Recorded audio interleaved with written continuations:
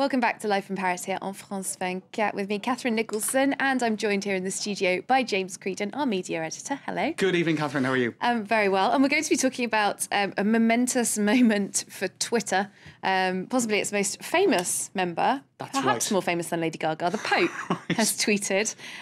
We can discuss whether he's more famous than Lady Gaga later. Take us through his historic first tweet. Get a load of these pictures, Catherine. I think you were showing them earlier. Have you ever seen such ceremony about a tweet? Because a tweet, by its very nature, is something transient. It goes very quickly. And here there was this 4-month build-up in terms of PR and preparation for the public for this momentous social media moment, right? That was the Pope's first tweet in English, not Latin, I hasten to add. And it was quickly translated into 7 other languages.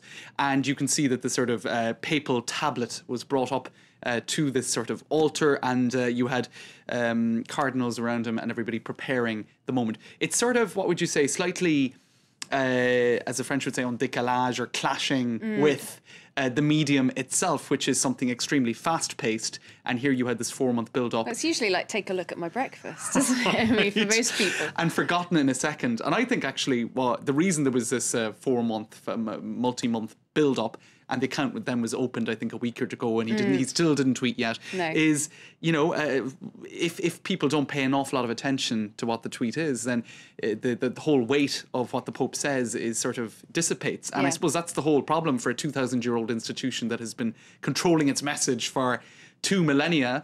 How do they transpose that sort of controlling of messages to a medium that is very transient and actually is very difficult to control? You see often businesses trying to use social media and failing to get their message out there because the message is manipulated. So let's take a look online at some of the challenges indeed for Benedict XVI. You can see here the second tweet, right? The first one was of almost no interest. It was just, hi, here I am, thanks. Like most people's first tweets, really, a bit embarrassed. And people thought it was, is he going to tweet about Christmas? What will it be, Anyway, here was his second tweet. Now, I'm going to show you something that I hope won't shock people, but this is on his Twitter page. How can we celebrate the year of faith better in our daily lives? Now, here is the risk, right?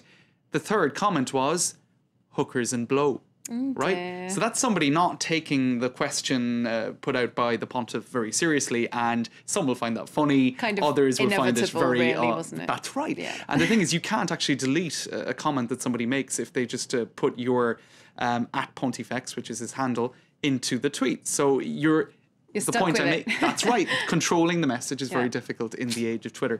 Some more stumbling blocks throughout the day. He tweeted in Spanish as well, and here you had somebody replying with the lyrics of Macarena. Irrelevant, I would say. Yeah, that says quite a lot about that person, doesn't it? That's right. And people obviously, they hear you have images of that bizarre contradiction, and some that are a little bit more irreverent. We'll see if we have time to come back to them. Here, I think he has an army of cardinals and techies helping him out, maybe cardinals and techies. Look what happened here. He tweeted in French on his Italian account, because of course he's got something like 7 accounts. I'll show you, go back to his actual main page there, and what you can see is that he has 7, he's following 7 people. Who are those 7 people? Well, himself, actually. Some would say for, the leader of a church, perhaps he should branch out and be a bit less egocentric. I'm being facetious, but there you go. Now, the Dalai Lama, he's been on Twitter since February 2010. He has tweeted Before me. That's right. He's tweeted no less than 864 times. Ayatollah Khamenei in Iran has tweeted 3,000 times. So a lot of other religious leaders of various persuasions and faiths have been online for a long time with a much less ceremony, it must be said. That's true. I found when I went on Twitter, I was very embarrassed about it at first. Now I just have to stop myself tweeting all the time. I reckon the Pope's going to get to that stage. He might be tweeting about his cereal next. He might do. That's when he knows he's really joined Twitter. Right. He was one of only many world figures to join Twitter in 2012, though. That's right. And indeed, what we're seeing now at the moment, Catherine, is it's December. Everybody's going back over the big moments, whatever they might be in the year, including social media. Let's take a look at 2012.twitter.com, Twitter. And what they've done in one of their sections is the various different people who've joined Twitter. You've got Benedict XVI, you've got Pele, etc., etc. So it's an interesting way to look back over that's their new voices section. You also have golden tweets, the top tweets, including Barack Obama's 4 more years. That was actually the most retweeted tweet of the year, also along with one by Justin Bieber, which you would say is a bit less, even though it was a sad story. It was about a fan of his who passed away.